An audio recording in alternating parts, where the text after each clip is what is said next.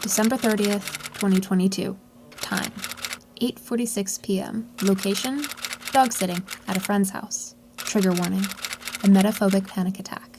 So the dog that I am dog sitting for is in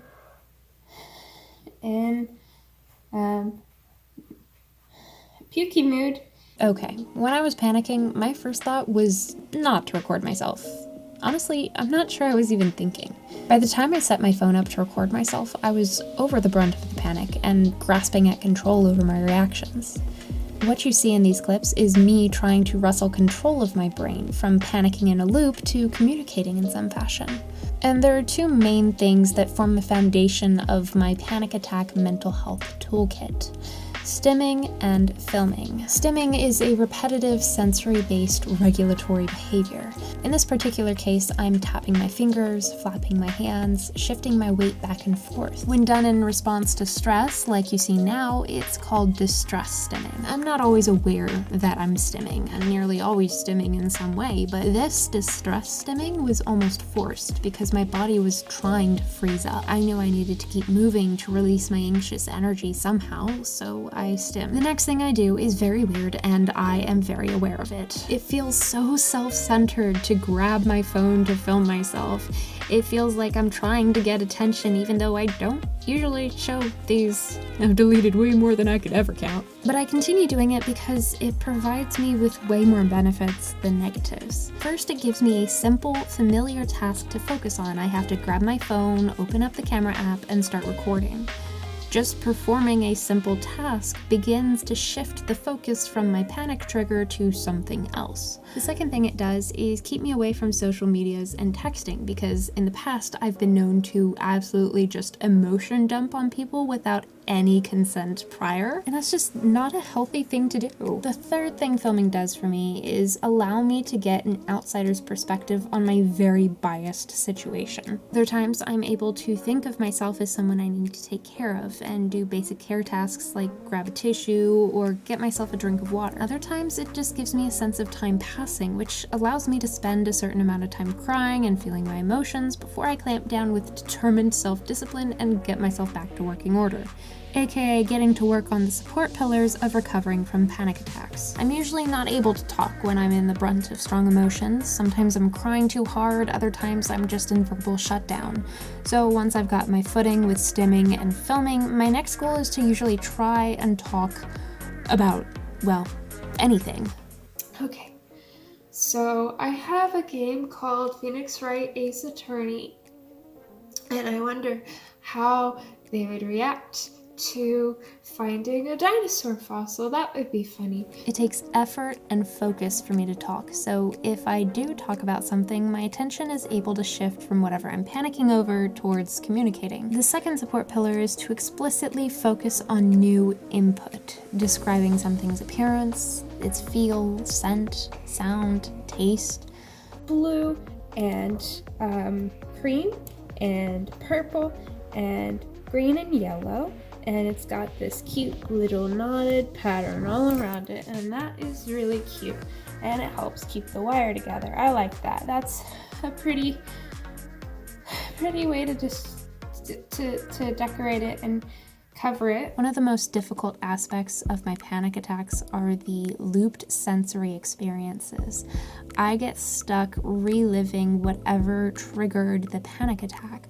A lot of times I have to give myself a sensory reminder that I'm not stuck in the trigger, that things aren't looping over and over again, but rather I have something different in my hands, that I'm smelling something different, I'm tasting something different. And as it gets easier to talk and easier to describe things, I add layers of complexity to it, describing multiple things in rapid succession, naming them, attributing personality to them. On the top of the doors, there is Gandalf-looking Santa Claus in all red. And then there's like Elf on the Shelf vibes kind of thing with really unique legs. I think they're made of buttons. My third strategy is to prompt myself to think analytically, succinctly summarized as logic in the visual here. I try to form an opinion about something and talk about why I hold that opinion. And most of the teachers are really good at responding almost immediately. To be honest, I think some of them need to have some sort of limit or boundaries with their school work life schedule relationships or whatever, but that's a them problem. This is my last stage of self-regulation because once I'm able to reason through things, the reactive side of my brain isn't so loud anymore. Emetophobia is labeled a phobia for the irrationality of it. Rational thought, therefore, is my last step. Now, we've labeled the 3 pillars to my mental health toolkit, and it looks complete, but there are still 2 important spaces left to fill.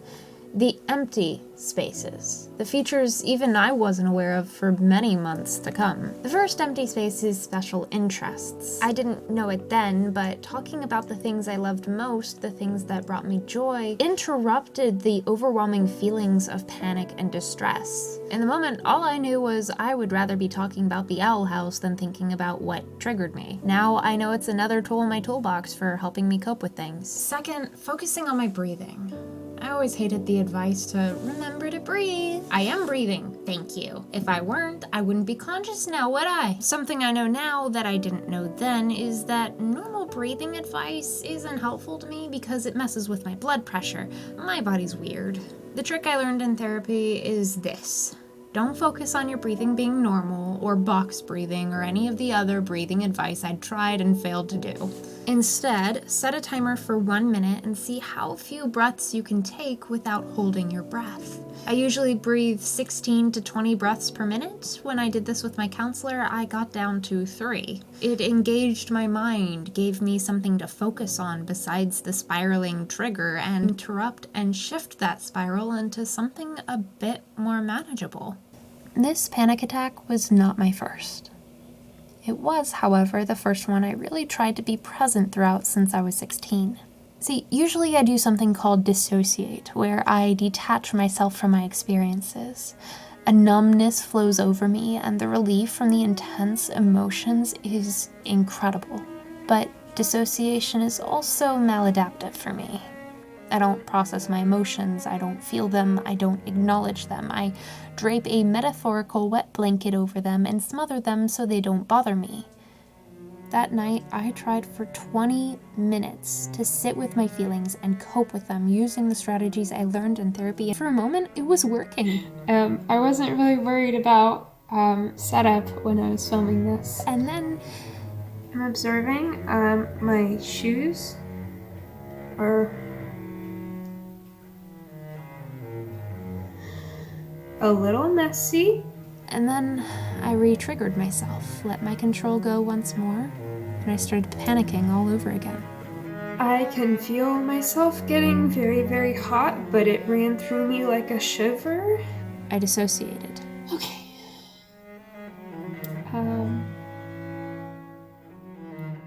That night wasn't a total success, but it wasn't a failure either. It was growth. And growth, albeit not linear by any means, is something to be proud of. Happy New Year.